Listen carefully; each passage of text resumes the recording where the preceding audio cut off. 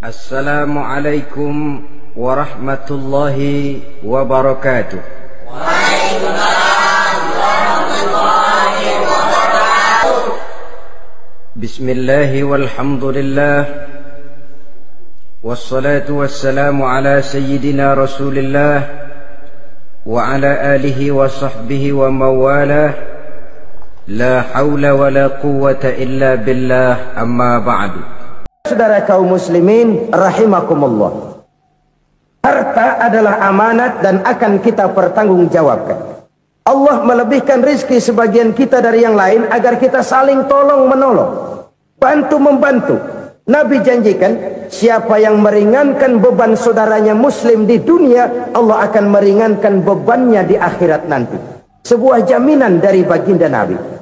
Si orang yang kita bantu barangkali tidak bisa membalas, Allah yang akan membalas lewat jalan lain yang tidak pernah kita sangka-sangka. Selalu berusaha menyimpan sesuatu yang bisa membawa manfaat, baik untuk dirinya, untuk anak cucunya, maupun untuk keluarganya, untuk masa kini dan masa depannya. Kadang simpanan itu berbentuk uang, kadang berupa tanah, lain saat berbentuk pabrik, dan lain sebagainya. Sementara masa depan yang paling pasti adalah akhirat. Jika untuk masa depan dunia kita rela memeras keringat, membanting tulang, pergi pagi dan pulang petang, menyimpan uang, menyimpan tanah, menyimpan pabrik, pernahkah kita merenung jika satu saat kiamat datang, kita dibangkitkan dari kubur masing-masing, berdiri di padang mahsyar untuk mempertanggungjawabkan seluruh kegiatan hidup kita di dunia ini. Lalu kita akan menuju ke alam akhirat. Sudahkah kita mempunyai simpanan untuk akhirat kita? Pada pertemuan kali ini saya ingin menyampaikan sebuah hadis di mana Rasulullah sallallahu alaihi wasallam bersabda, "Arba'un min kanzil jannah." Simpanan sorga ada 4 macam. Yang pertama, ikhfa'us sadaqah, menyembunyikan sedekah. Saudara-saudara kaum muslimin, sebagaimana yang kita maklum bahwa Allah subhanahu wa ta'ala melebihkan sebagian rezeki dari kita terhadap yang lain. Ada yang kaya, ada yang setengah kaya, ada yang miskin, ada yang setengah miskin, dan selanjutnya. Ada yang gajinya kecil tapi penghasilannya gede. Ada yang penghasilannya gede tapi nggak punya gaji. Ada juga yang memang gajinya gede dan penghasilannya gede. Kelebihan rezeki merupakan sunnatullah dan tidak harus membuat kita merasa lebih dari yang lain. Bahkan sebaliknya, kelebihan itu harus membuat kita ringan tangan untuk menolong mereka yang memang memerlukan pertolongan. Kalau saudara diberikan ilmu, maka pertanyaan akhirat cuma satu: ilmumu kau amalkan untuk apa? Kalau saudara diberikan umur yang panjang, pengadilan akhirat juga bertanya satu: umurmu kau habiskan di mana? Tapi kalau saudara diberikan harta, pengadilan akhirat akan bertanya dua: hartamu kau dapat dari mana? Kau belanjakan kemana? Dari mananya ditanya, dan kemananya juga ditanya. Oleh karena kita akan dimintakan pertanggungan jawab, maka amanah yang bernama harta ini harus kita gunakan dengan sebaik-baiknya. Ada penggunaan yang merupakan kewajiban, itu zakat namanya.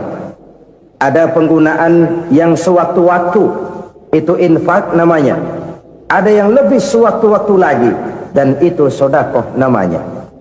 Zakat dia terikat oleh haul dan nisab, oleh putaran batas waktu dan ukuran dari harta itu sendiri. Sedangkan infak terikat oleh situasi dan kondisi perekonomian seseorang.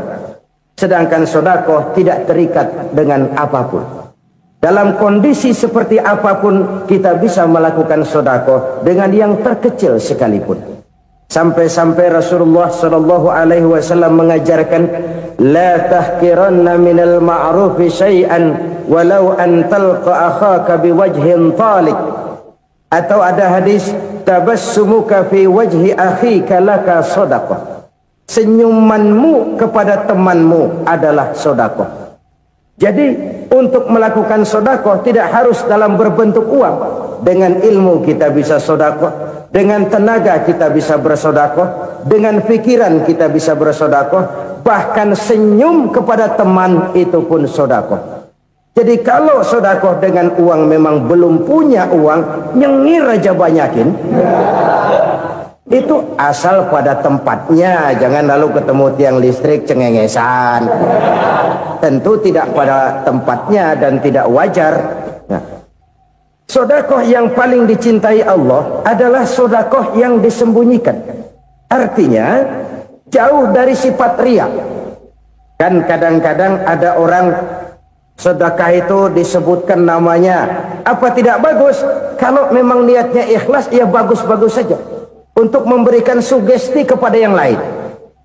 Si Fulan bin Fulan nyumbang sekian, diumumkan. Boleh kalau niatnya untuk memberikan rangsangan kepada yang lain supaya dia menyumbang lebih besar dari orang tadi.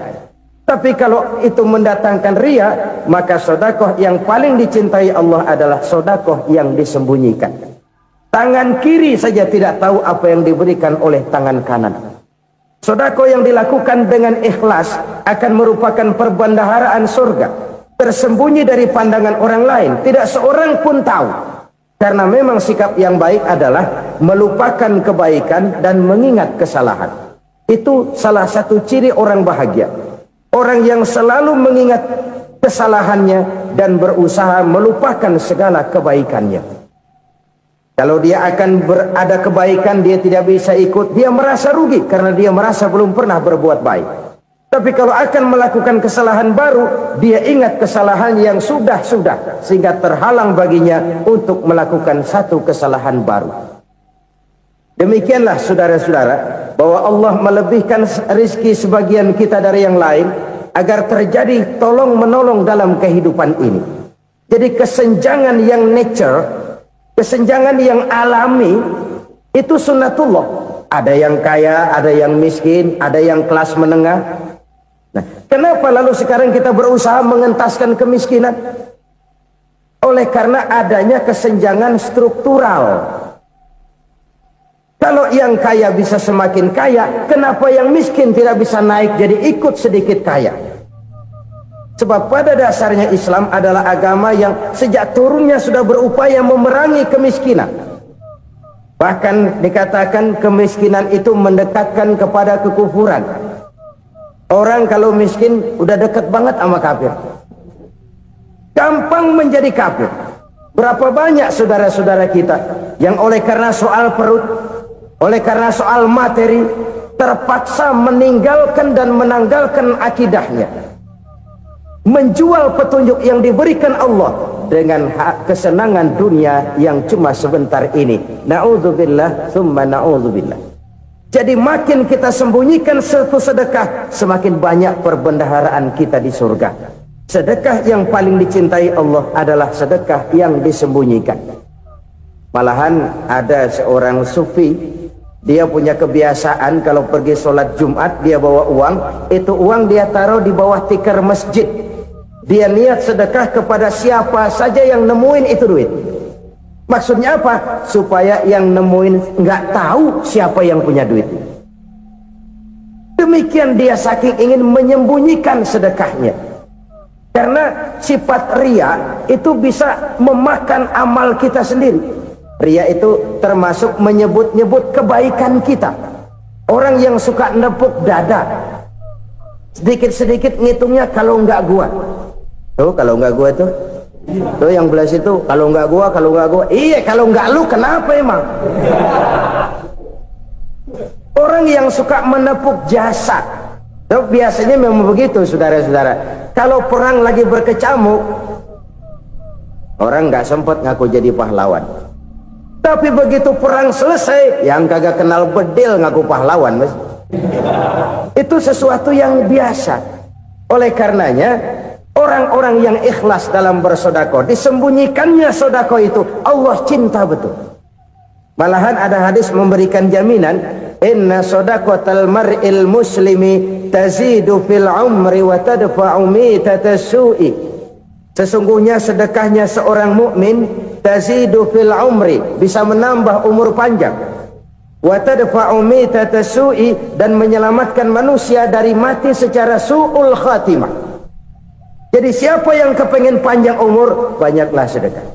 Yang bosan hidup, pelit terus. Sedekah menambah panjang umur dan menyelamatkan manusia dari mati secara su'ul khatimah. Pak, katanya umur itu nggak bisa ditambah, nggak bisa dikurangin. Kapan? Kalau ajal sudah datang. Fa idza jaa ajaluhum la yastakhiruna sa'atan wa la yastaqdimun. Kalau ajal datang tidak bisa dimajukan, tidak bisa dimundurkan. Itu kalau ajal sudah datang. Tidak bisa lagi umur ditambah dikurangi, sudah datang. Tapi kalau belum datang, itu kan haknya Allah. Mau ditambah, mau dikurangi, hak prerogatif Allah. Sebagai pencipta manusia, Allah Maha Kuasa dan Maha Mampu. Sedekah ini menambah panjang umur dan menyelamatkan manusia dari mati secara su'ul khatimah.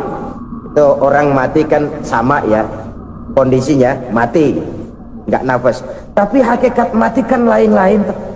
Ada yang mati itu husnul khatimah, baik akhirnya.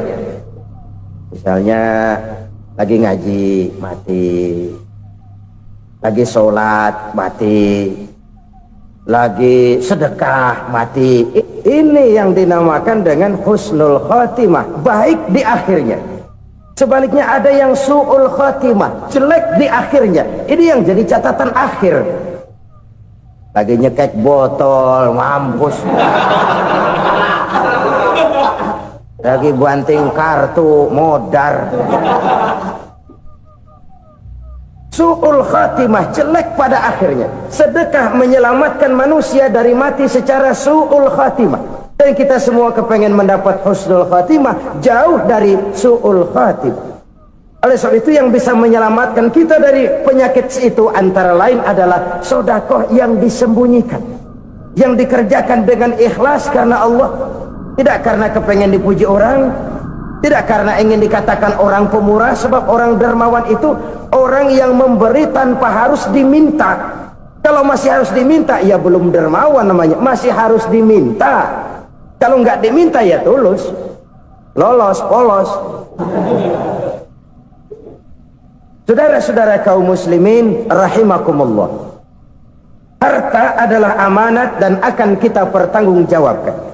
Allah melebihkan rizki sebagian kita dari yang lain agar kita saling tolong menolong, bantu membantu. Nabi janjikan, siapa yang meringankan beban saudaranya muslim di dunia, Allah akan meringankan bebannya di akhirat nanti. Sebuah jaminan dari baginda Nabi. Si orang yang kita bantu barangkali tidak bisa membalas, Allah yang akan membalas lewat jalan lain yang tidak pernah kita sangka-sangka. Ada orang tanya, Pak, ini ada orang nyumbang masjid sambil marah-marah, bagaimana? Saya bilang sumbangannya aja ambil, marahnya jangan. Marahnya jangan diambil, itu urusan dia. Saudara-saudara kaum muslimin rahimakumullah, umat Islam ini kan umat yang punya potensi besar. Kadang kita merenung, kenapa kadang-kadang pembangunan masjid kok lambat sekali? Kalau hotel hari ini peletakan pertama, bulan depan peresmian.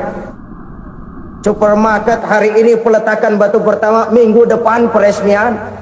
Tapi kalau sudah yang namanya masjid, kadang-kadang peletakan batu pertama sekaligus jadi batu terakhir. 3 tahun, 4 tahun, campur nebar jalak di jalanan, duit dijaring kayak ikan sepat. Apa tidak ada orang Islam yang kaya? Banyak. Apa tidak ada pengusaha muslim yang jadi konglomerat? Ada. Lalu yang belum banyak itu yang komit terhadap nilai-nilai agamanya. Akhirnya kita jatuh jadi umat yang lemah. Belum ada pengusaha konglomerat muslim buka pabrik supermi cap beduk misalnya umpamanya atau pabrik kecap cap sorban supaya identitas keislamannya sedikit kelihatan. Kita jatuh jadi umat yang lemah karena potensi tidak terinventarisir dengan baik. Kita ini ibarat kompor yang cuma matengin nasi orang lain. Potensi kita dimanfaatkan oleh orang lain. Ukhuwah Islamiyah kita baru terbatas kepada silaturahmi. Ukhuwah di bidang ekonomi kita lemah, ukhuwah di bidang kebudayaan kita lemah, apalagi ukhuwah di bidang politik kita lebih rapuh lagi. Padahal ukhuwah itu adalah totalitas kehidupan manusia, menyangkut ipolek sosbud, memerlukan nilai-nilai ukhuwah. Jadi oleh karena itu mari kita menyadari di dalam harta kita, walaupun kita yang cari, pergi pagi, pulang sore, peras keringat, banting tulang, di sana ada harta anak yatim. Di sana ada hak masjid. Di sana ada hak pesantren. Di sana ada hak jihad. Berbahagialah seseorang apabila dia oleh Allah dijadikan keran. Keran itu menyimpan air, tapi tidak untuk dirinya, tapi disalurkannya kepada mereka yang memang memerlukannya. Saudara-saudara kaum muslimin rahimakumullah, ini yang pertama. Jadi perbendaharaan surga adalah menyembunyikan sedekah. Orang lain nggak tahu, kita pun nggak pernah ngitung-ngitung. Kita anggap lewat begitu saja, padahal itu deposit akhirat. Satu. Yang kedua, perbendaharaan surga itu apa? Wa kitmanul musibah, menyembunyikan kesulitan.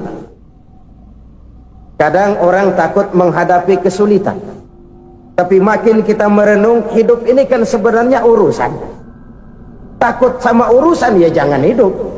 Tandanya orang hidup itu kalau punya urusan. Urusan melupakan problem, problem sering menimbulkan kesulitan. Kesulitan bukan untuk ditakuti, tapi untuk diatasi dan dicarikan jalan keluarnya. Siapa sih orangnya yang nggak pernah sulit-sulit? Makin tinggi status sosialnya, makin gede urusannya. Makin tinggi kualitas imannya, makin berat tingkat kesulitannya. Cuma memang yang namanya enak itu seperti pelangi. Biang lala itu nggak pernah di atas kepala kita, di atas kepala orang melulu. Lo sih enak lo, kata kita. Dia juga bilang yang enak kan lo. Pelangi itu nggak pernah di atas kepala kita. Kata tukang beca, aduh enak ya naik Mercy. Kata tukang beca, apa yang di dalam mobil Mercy? Aduh enak bener tukang beca, di jok ngeringkuk ngorok pules bener. Saya kamar pakai AC sejuk, tempat tidur sutra empuk, alga spring bed, kulak kulik nggak bisa pules kalau belum minum Valium, belum tidur. Enak bener tukang beca, di jok ngorok nggak tahu wetan kulon. Si tukang beca bilang yang di Mercy enak, yang di Mercy bilang tukang beca enak. Inilah enak, nggak pernah di atas kepala kita, di atas kepala orang lain melulu enak itu. Nah saudara-saudara, yang merupakan perbendaharaan surga itu orang yang bisa menyembunyikan kesulitan, baik pribadi ataupun rumah tangga. Nih terutama rumah tangga yang jadi soalnya. Kadang-kadang kita ini kalau senang, sebaliknya kalau senang kita diam, kalem aja, cuek. Banyak banget duit kita bawaan, diam aja udah. Malah ketemu orang takut. Tapi begitu susah, sekampung tahu. Padahal Nabi mengajarkan perbendaharaan surga itu menyembunyikan musibah, menyembunyikan kesulitan. Kalau enak, cerita sama orang-orang. Kalau nggak enak, rasain sendiri, tekan sendiri, atasin sendiri. Kita kan sebaliknya, senang kita diam, asal lagi susah, paling tidak kita nyari teman buat cerita kesusahan. Siapa orangnya yang nggak pernah susah? Cuma soalnya bagaimana kita mengatasi kesusahan itu sendiri. Begitu juga misalnya kalau orang sudah berumah tangga, itu orang tuanya harus menjadi tempat dia cerita yang enak-enak saja. Yang nggak enak rasain berdua, selesaikan berdua, atasin berdua. Jangan dibalik. Asal senang diam, giliran susah saja. Maknya laporan. Terbalik, bisa menjaga security informasi. Maka nama bayam keluar diem, malah seluitan. Enak amat lo makan daging ayam. Security informasi. Saudara-saudara kaum muslimin rahimakumullah, ujian yang terberat itu yang pernah diberikan kepada para nabi, para rasul, para aulia, para ulama. Makin tinggi keimanan, makin berat bentuk kesulitan. Ayo saya kemukakan satu contoh saja. Ada seorang nabi yang kaya, nabi kaya, namanya Nabi Ayub. Iblis kalau orang begini kan keki, ibadahnya rajin, kaya. Nih yang kayak begini susah digodain. Kalau ibadahnya rajin, miskin, kali bisa disogok. Sini imannya mantap, ibadahnya rajin, kaya, nabi lagi. Oh, tapi namanya iblis, nggak kurang akal. Laporan, Tuhan, kenapa Les? Ya ini bahasa saya, bahasa Qurannya sih nggak gitu. Itu hambamu yang namanya Ayub, dia rajin ibadah cuma karena dikasih kaya aja. Coba kasih miskin dia, berhenti dia sembahyang. Ah, kamu bisa aja. Saya tahu Ayub itu hambaku yang ikhlas. Saya buktiin Tuhan, silahkan. Dibuktiinlah, iblis turun ke alamin. Yang mula-mula dia lakukan, dia rusak sawah ladang Nabi Ayub. Dia binasakan binatang ternak Nabi Ayub. Sehingga dalam waktu singkat, jatuhlah Nabi Ayub dari orang paling kaya jadi orang paling miskin. Beliau masih ibadah di mihrab dalam masjid. Datang iblis. Saudara Ayub, ya, lagi ngapain? Ibadah. Nyembah Allah, nyembah Allah. Oh, percuma. Kenapa? Tuhan yang ente sembah nih, dia udah bikin miskin ente. Sawah ladang ente hancur lebur, binatang ternak binasa. Sekarang ente jadi orang paling miskin. Ngapain nyembah Tuhan kayak begitu? Tekor. Udah berhenti dah ibadah, berhenti ibadah. Ini iblis sama Tuhan laporannya lain, yang dikerjakan kepada Nabi Ayub juga lain. Benar begitu iblis, kata Nabi Ayub. Iya, sawah ladang saya habis, buras. Binatang ternak saya binasa, binasa. Saya miskin, bangpak.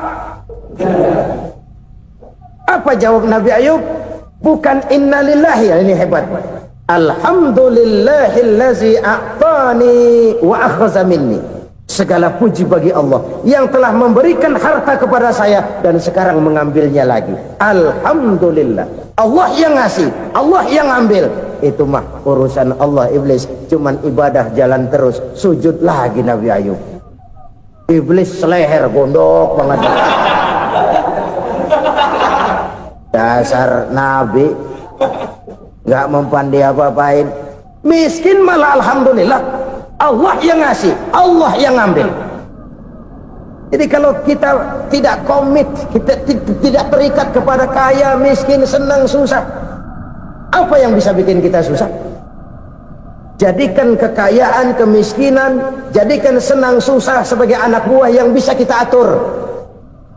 Jangan kekayaan ngatur kita, jangan kemiskinan ngatur kita. Kita yang harus mengatur mereka. Senang, susah, kaya, miskin, bahagia, sengsara, jadikan itu anak buah yang bisa kita atur. Kalau sekarang kita kaya, lain saat boleh jadi kita miskin, semiskin-miskinnya. Allah yang ngasih, Allah yang ambil. Tenaga mana yang bisa menghalangi? Ibadah jalan terus. Iblis makin gondok. Dasar Nabi loh. Akhirnya apa? Nabi Ayub dikerjain, diberikan penyakit. Demikian fatal penyakitnya. Bayangin, udah miskin sakit. Masya Allah. Miskin sakit. Sakitnya nggak lama, kira-kira 16 tahun. Istrinya 3, 2 mental minta ceraiin. Ngerawatin laki bengek begini. Senang belum tentu, susah udah pasti nih. Cerai aja, cerai dah. Cerai. Tinggal satu Siti Rahmah yang setia menemani beliau. Sesetia-setianya hati perempuan Satu saat Siti Rahmah bilang, "Bang, iya, abang kan Nabi, Bang. Lalu, namanya Nabi kan doanya jarang meleset, Bang. Maksud kamu minta kenapa sih sama Tuhan biar abang sembuh baik dah, Bang?" Siti Rahmah, "Iya, saya sakit berapa tahun sih dah? 16 tahun, Bang. Sebelum ini saya sehat berapa tahun? Ya kira-kira 60 tahun, Bang. Nah, coba ente banding-bandingin, Rahmah. Saya dikasih sehat 60 tahun, dikasih sakit 16 tahun. Sudah nggak sabar mau doa kepada Allah minta sembuh. Saya malu kepada Allah. Diuji dengan yang luar biasa seperti ini, tidak mengganggu stabilitas kehambaannya. Dia tetap menghamba kepada Allah Subhanahu wa ta'ala. Saudara-saudara kaum muslimin rahimakumullah, kunci menghadapi kesulitan itu apa? Allah jelaskan dalam satu ayat, wa basyiris sabirin alladzina iza asabathum musibah qalu inna lillahi wa inna ilaihi raji'un. Gembirakan orang-orang yang sabar. Siapa mereka itu? Yang apabila mendapat musibah mereka kembali kepada keyakinan dasar, segalanya dari Allah dan segalanya akan kembali kepada Allah. Ini konsepsi dasar dari sikap muslim dalam menghadapi berbagai kesulitan. Segalanya dari Allah, segalanya akan kembali kepada Allah. Kalau ini sudah kondisi dasarnya, maka kita akan lapang menghadapi kenyataan bagaimanapun pahitnya. Apakah itu namanya miskin, apakah itu namanya sakit, bahkan maut sekalipun. Segalanya dari Allah, segalanya akan kembali kepada Allah. Ini sikap hidup, bukan sekedar ucapan. Kita kadang-kadang menjadikannya sebagai ucapan. Mulutnya sih nggak berhenti, innalillahi wa inna ilaihi raji'un, tapi nangisnya terus gerung-gerungan. Bukan itu, ini kesadaran moral. Kalau segalanya dari Allah, segalanya kembali kepada Allah, kan sebenarnya cuma nunggu giliran. Hari ini saya nyembayangin dia, entah hari apa saya disembayangin orang. Hari ini saya antar dia ke kubur, entah hari apa orang nganterin saya ke kubur. Hari ini saya tahlilkan dia, entah nanti kapan orang tahlilkan saya. Segalanya dari Allah, segalanya akan kembali juga kepada Allah. Oleh sebab itu saudara-saudara, kesulitan bukan untuk ditakuti. Kesulitan justru untuk diatasi, dicarikan jalan keluarnya. Dan tidak ada orang yang tidak pernah mendapat kesulitan. Tidak ada. Semakin tinggi status sosial, semakin tinggi kualitas keimanan, semakin besar juga tingkat kesulitan. Hanya saja bagaimana cara kita mengatasinya. Dan Al-Quran menyatakan, inna ma'al usri yusra. Di balik kesulitan itu pasti ada kemudahan. Roda itu berputar. Karena itu Rasulullah sallallahu alaihi wasallam mengingatkan kepada kita, ta'arraf ilallahi firraha ya'rifka fisyiddah. Ingatlah kepada Allah di waktu kamu senang, supaya Allah ingat kepada kamu di waktu kamu susah. Kalau waktu senang kita ingat kepada Allah, kita susah, Allah tidak akan meninggalkan kita. Tapi kalau waktu senang kita jauh dari Allah, sujud tidak sempat, dengan masjid jauh, ketika senang kita lupakan Allah. Nanti begitu kita susah, Allah lupakan kita, dan itu menyakitkan. Oleh karena itu orang-orang tua kita dulu bilang, kalau lagi sehat ingat-ingat lu bakal sakit nanti. Kalau lagi kaya ingat-ingat satu saat kita bakal jatuh miskin. Bahkan kalau lagi muda ingat-ingat kita bakal tua. Dan yang terpenting, kalau lagi hidup ingat-ingat kita bakal mati. Saudara-saudara kaum muslimin rahimakumullah. Jadi yang kedua yang merupakan perbendaharaan surga, menyembunyikan musibah. Saudara-saudara kaum muslimin rahimakumullah. Hal ketiga yang merupakan perbendaharaan surga adalah wasilatur rahmi.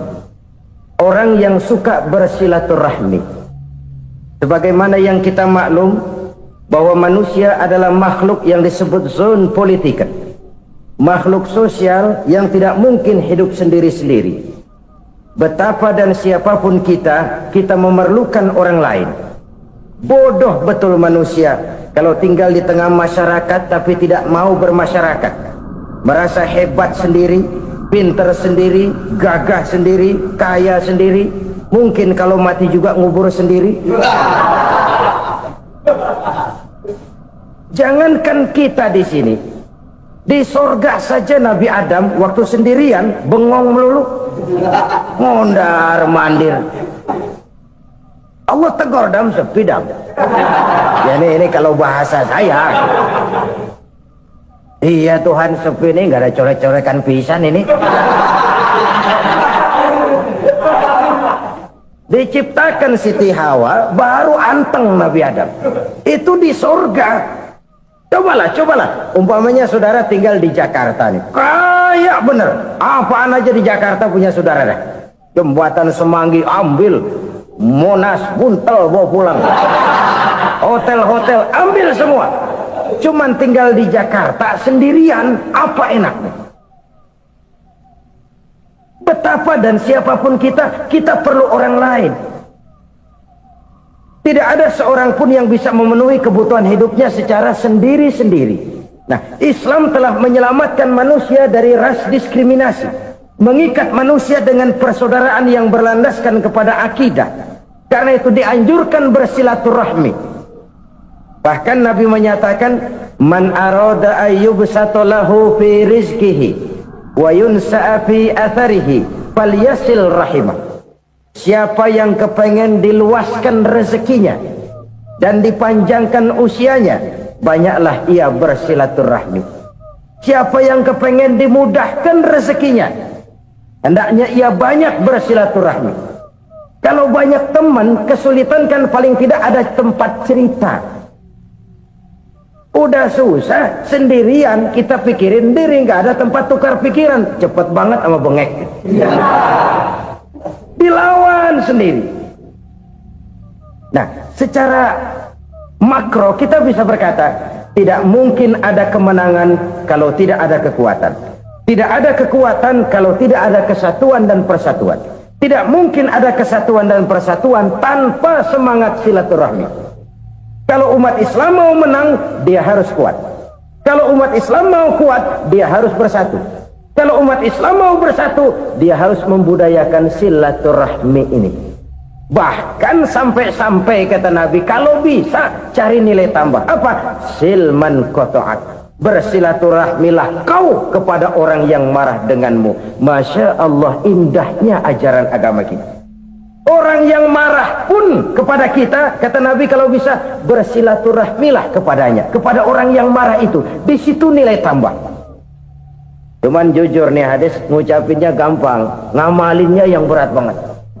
Orang marah sama kita, kita disuruh silaturahmi. Ada apa malu? Lu marah, ada gua marahan lagi. Tunggu pikirin.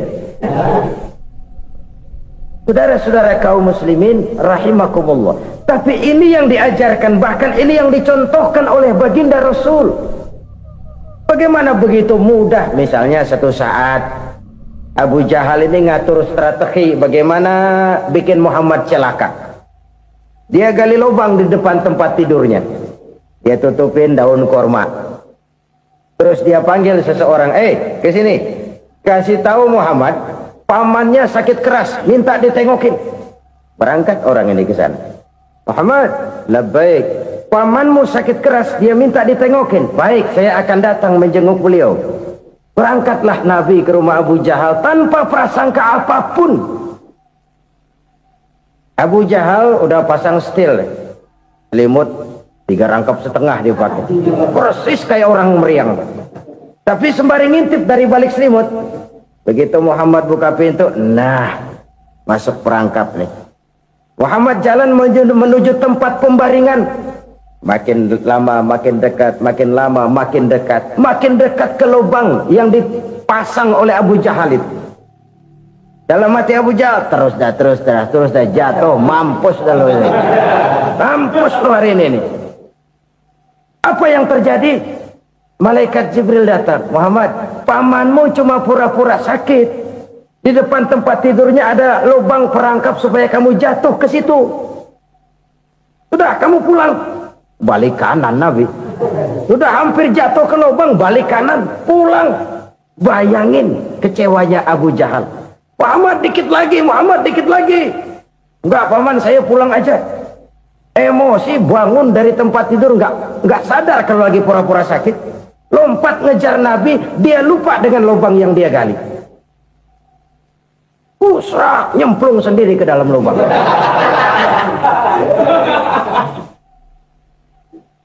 Nabi terus berlalu. Ini terjadi keanehan. Jatuh ke lubang yang dia gali itu sebenarnya nggak terlalu dalam ya, antara 3-4 meteran lah. Tolong saya jatuh ke lubang ini. Datanglah pelayan-pelayannya itu. Angkat saya dari sini. Oh, yang ngulurin tambang. Satu gulung, belum juga nyampe itu tambang. Kurang, beli lagi ke warung. Sambung, ulur lagi, nggak juga bisa sampai.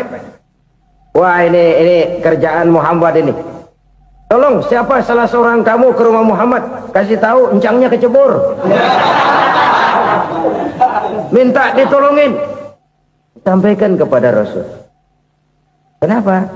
Pamanmu jatuh ke lubang, Muhammad minta tolong diangkatin. Tambang udah nyambung-nyambung nggak nyampe juga. Ya, nanti saya datang, saya tolong. Coba. Nyata-nyata orang berniat jahat mau mencelakakan dia. Datang dia menolong. Ini yang disebut air tuba dibalas air susu ya ini. Bukan sebaliknya.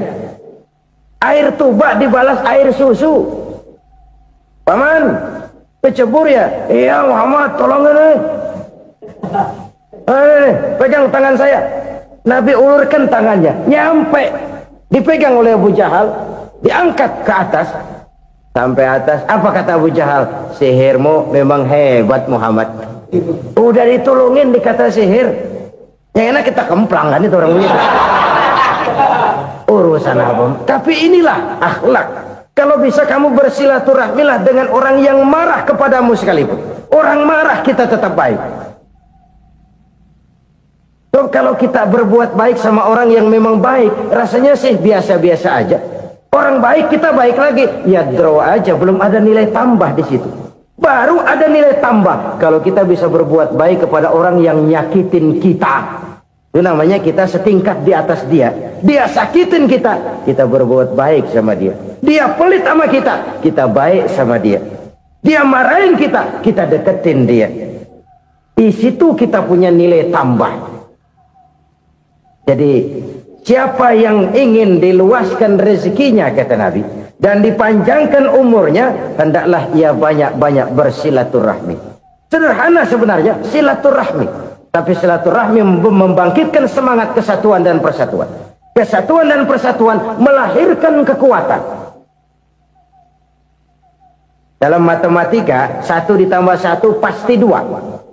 Tapi di tengah masyarakat, 1 orang takut ditambah 1 orang takut, hasilnya jadi 2 orang setengah berani. Kenapa setengah berani? Karena udah berdua. Tadi pan takut sendirian. Kalau dia kumpul turu-turu takutlah jadi berani.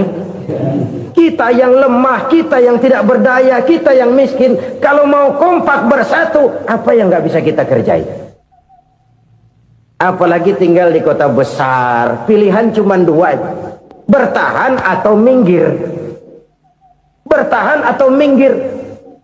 Untuk bisa bertahan harus mampu bersaing.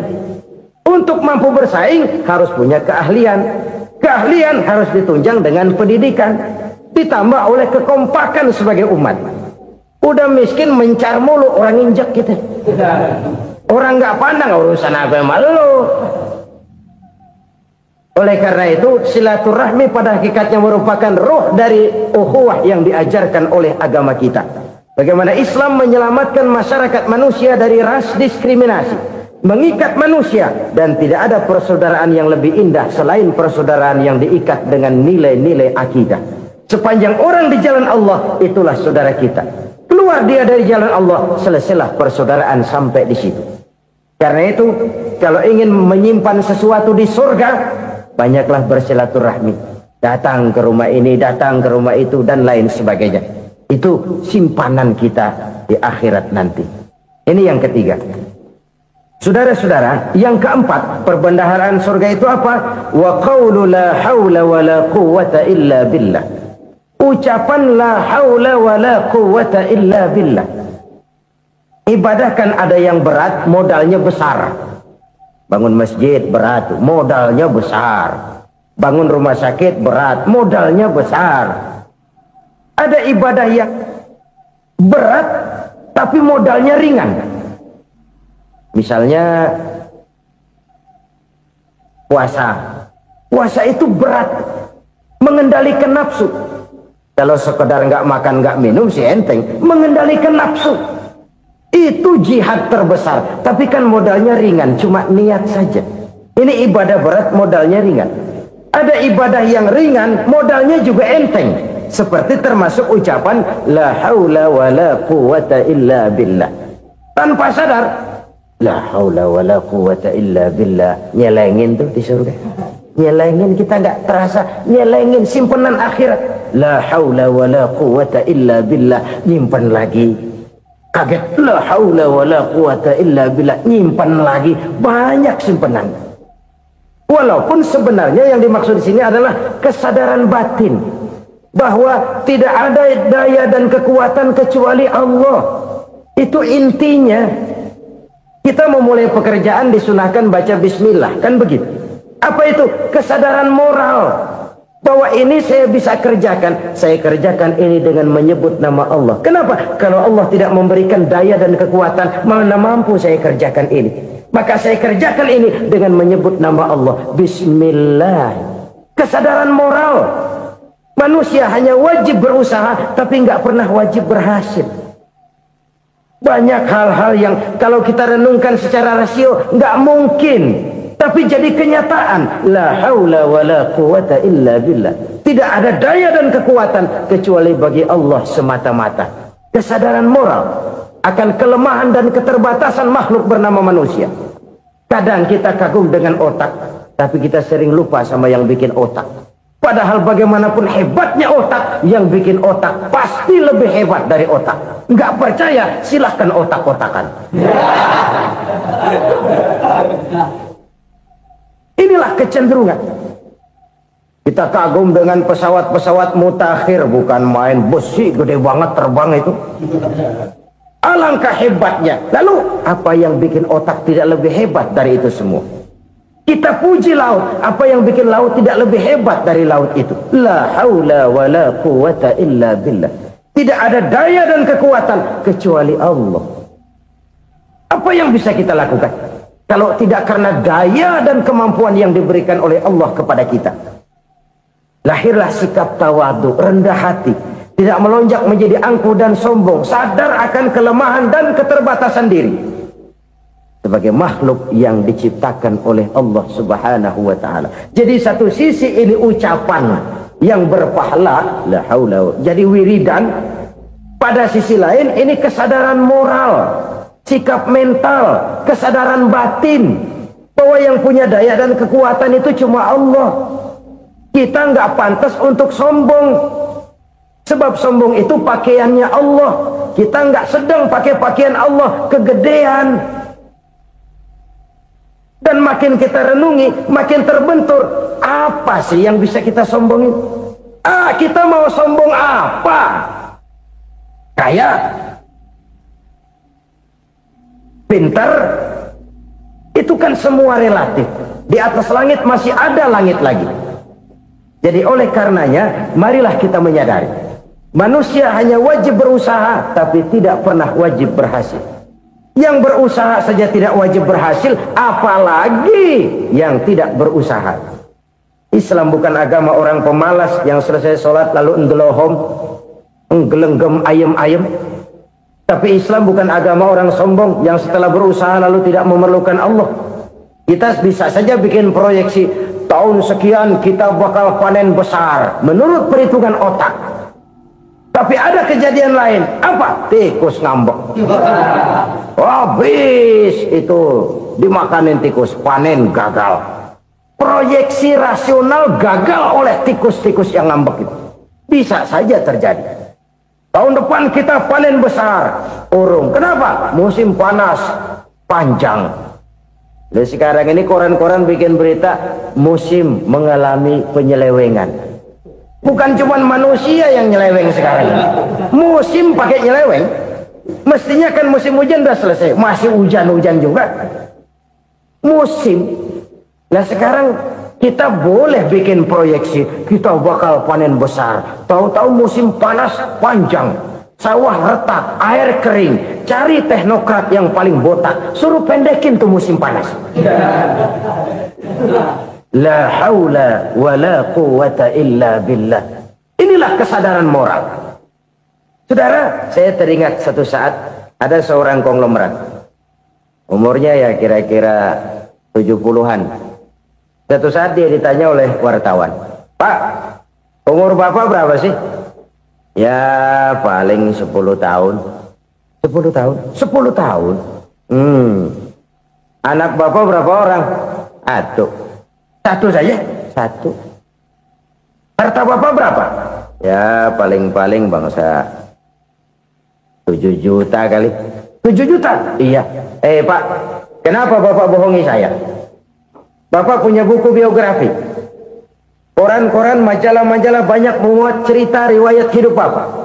Saya tahu umur Bapak 70. Kenapa bilang cuma 7 tahun? Saya tahu anak Bapak 8. Kenapa cuma bilang 1? Saya tahu harta Bapak miliaran, mungkin triliunan, pabrik di mana-mana, bank di mana-mana. Kenapa bilang uang Bapak cuma 7 juta? Nah, kata si konglomerat tadi, "Kamu benar, Nak, kamu benar. Umur saya kalau jumlahnya memang 70, Nak. Cuman ingat-ingat saya, baru 7 tahun terakhir ini saya sujud. Baru 7 tahun terakhir ini saya berusaha dekat dengan Allah. Saya laksanakan perintahnya, saya jauhi larangannya. 7 tahun inilah rasanya yang ada nilainya di hadapan Allah. Yang 63 tahun matong, kelabu, kelem umur gue. Habis untuk maksiat, untuk munkarat. Maka ketika ditanya tadi, umur saya 7 tahun itu. Oh begitu Pak. Oh iya. Lalu anak Pak, anak Bapak kan 8. Kenapa bilang cuma 1? Nah, kalau jumlah hitungannya memang anak saya 8. Tapi dari 8 orang ini rasanya cuma 1 nih yang bakal jadi buah hati, belahan jantung, pelanjut cerita, penerus sejarah, bakal jadi anak soleh yang akan mendoakan saya. Cuma 1 rasanya anak saya ini yang bakal jadi buah hati saya, besar-besaran saya, yang akan mendoakan di kubur saya, yang akan mendoakan di akhirat saya. Yang 7 orang mana? Masya Allah, yang satu tenggeng, yang satu nyekek botol ngolo, yang itu nggak karu-karuan. Makanya saya bilang 1 anak saya yang akan bisa mendoakan saya. Oh begitu Pak. Iya. Nah, harta Pak, harta Bapak kan triliunan, pabrik Bapak di mana-mana, uang Bapak hampir di tiap bank-bank besar. Kenapa bilang cuma 7 juta? Betul kau Nak. Harta saya kalau jumlahnya memang miliaran, triliunan mungkin. Tapi yang saya ingat baru 7 juta tuh yang saya belanjakan di jalan Allah. Saya nyumbang masjid, saya santuni yatim piatu, saya bantu pembangunan pesantren, saya bantu pembangunan rumah sakit Islam. Itu yang akan saya bawa pulang ke akhirat, yang 7 juta itu. Yang triliunan itu nanti akan diperebutkan oleh anak-anak saya sebagai waris saya. Jadi harta saya 7 juta itu yang bakal nemenin saya di akhirat, yang akan saya bawa pulang jadi teman saya. Saudara-saudara kaum muslimin, jangan-jangan orang tua itu adalah kita-kita ini. Jangan-jangan kita-kita ini adalah orang tua itu. Jangan-jangan itu potret dari diri kita masing-masing. Dari sekian umur yang diberikan Allah, berapa tahun yang ada nilainya di hadapan Allah? Dari sekian anak-anak yang merupakan amanah, berapa yang akan mendoakan kita sebagai orang tuanya menjadi anak soleh?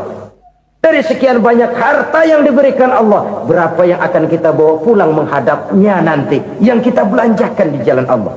Ini sebuah potret kehidupan. Karena itu kita kembali kepada la haula wa la quwwata illa billah. Kita wajib berusaha, kita wajib berikhtiar. Selebihnya segala daya dan kekuatan hanya milik Allah saja semata-mata. Satu kesadaran batin dari setiap pribadi muslim. Setelah ia berusaha dan berikhtiar, ia menyerahkannya kepada Allah Subhanahu wa ta'ala. Jadi satu sisi ini merupakan wiridan ucapan yang mengandung pahala, pada sisi lain ini merupakan sikap batin dari seorang muslim di dalam ia menghadapi realitas kehidupan ini. Saudara-saudara kaum muslimin rahimakumullah, kalau ini kita jadikan satu basis kehidupan, Maka ini akan menyelamatkan manusia dari kemungkinan tergelincir menjadi orang yang lupa diri dan lupa darat. Sebab itu Imamul Ghazali berpesan, jadidis safinah fa innal bahra amiq wa khuziz zad fa inna safara ba'id wa khaffifil hamla fa innal hamla sadid.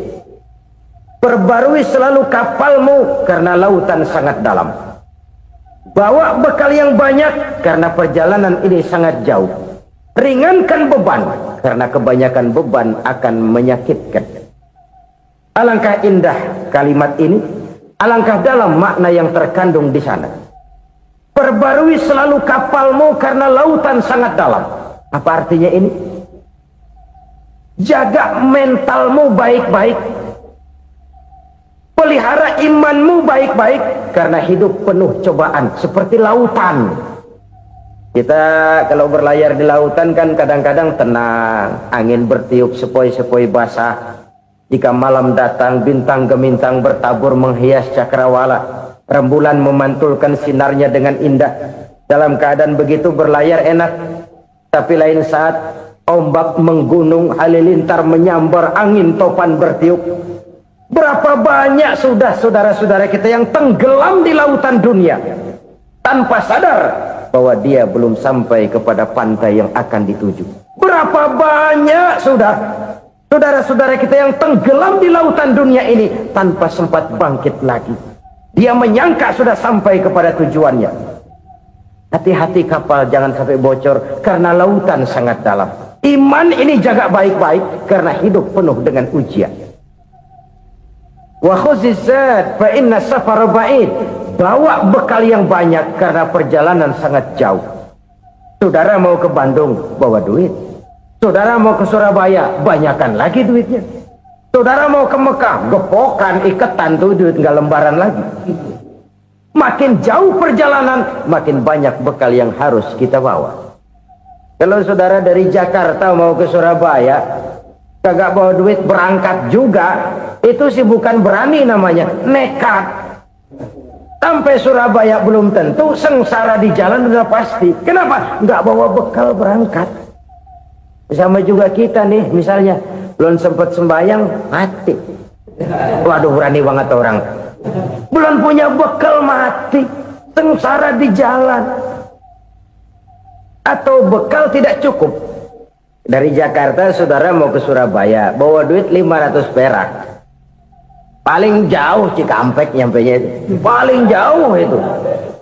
Antara jauhnya perjalanan dengan bekal yang saudara bawa tidak seimbang. Hidup ini perjalanan panjang.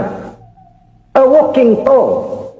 Dimulai dari alam arwah. Sebelum jasad diciptakan, roh diciptakan lebih dulu. Dari situ pindah ke alam rahim. Dari alam rahim pindah ke alam dunia. Dari alam dunia pindah ke alam barzah. Baru menuju akhirat. Satu perjalanan panjang.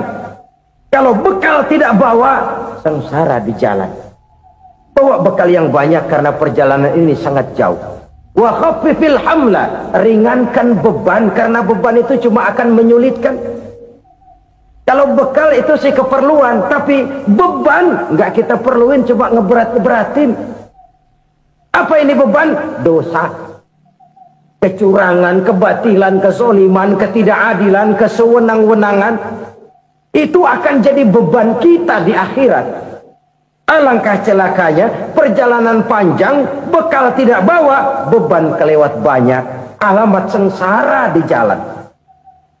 Pahala tidak ada, dosa berlipat ganda. Na'udzubillah, summa na'udzubillah. Kalau kita rangkum nasihat Al-Ghazali dengan kisah si konglomerat tadi, kita akan mengambil kesimpulan. Pertama, bekal terbaik dalam menghadapi gejolak kehidupan ini tidak lain adalah iman. Yang kedua, pahala dan dosa. Dua hal kontroversial. Pahala adalah bekal, dosa adalah beban. Tapi kita sekarang kan tidak begitu terangsang kepada yang abstrak. Orang berlomba mencari yang konkret-konkret saja. Yang real. Kalau memang dosa, benjol dong. Kira-kira begitu. Kira-kira begitu. Persis orang Yahudi dulu. Orang Yahudi itu kan pernah minta kepada Nabi Musa, ya Musa lan nu'mina laka hatta narallaha jahrah. Musa, kami nggak bakal mau beriman kepada Allah kalau belum kami lihat Allah ada nongkrong di depan kami. Kalau memang Tuhan ada, taruh dong di depan kami. Mau yang konkret-konkret saja. Kalau memang dosa, benjol dong. Kalau memang pahala, berasa dong. Orang terangsang kepada yang real, yang konkret-konkret saja. Karena itu, untuk mengejar dosa orang mau bayar. Tapi untuk mengejar pahala, walaupun tidak bayar, orang segan. Ini yang dikatakan oleh Nabi. Kamu mengharapkan ke surga, tapi kamu berat melaksanakan sesuatu yang bisa membawa kamu ke surga. Kamu ingin jauh dari neraka, tapi tiap saat kamu lakukan perbuatan-perbuatan yang justru menjerumuskan kamu ke neraka. Idda'aitum an-najata minan nar wa ramaitum fiha anfusakum. Kamu ingin selamat dari neraka, tapi kamu lemparkan diri kamu ke neraka. Kamu ingin masuk surga, tapi berat sekali kamu melakukan perbuatan-perbuatan yang bisa menyampaikan kamu di surga. Saudara-saudara kaum muslimin rahimakumullah. Jadi hal keempat yang merupakan perbendaharaan surga adalah la haula wa la quwwata illa billah. Satu sisi ini merupakan ucapan yang memperberat timbangan akhirat. Pada sisi lain ini merupakan sikap hidup seorang muslim. Kesadaran batin yang sangat dalam bahwa tidak ada daya dan kekuatan kecuali Allah. Dan itu kita simbolkan pada saat memulai pekerjaan dengan Bismillah, dengan menyebut nama Allah. Satu kesadaran moral, saya hanya bisa melakukan ini karena diberikan daya dan kekuatan oleh Allah. Lahirlah sikap tawadu, rendah hati, tidak melonjak menjadi angkuh dan sombong. Saudara-saudara, sampai sini dulu jumpa kita kali ini. Semoga 4 perbendaharaan surga ini dapat kita lakukan, yang kelak akan merupakan bekal kita di kemudian hari nanti. Amin ya rabbal alamin.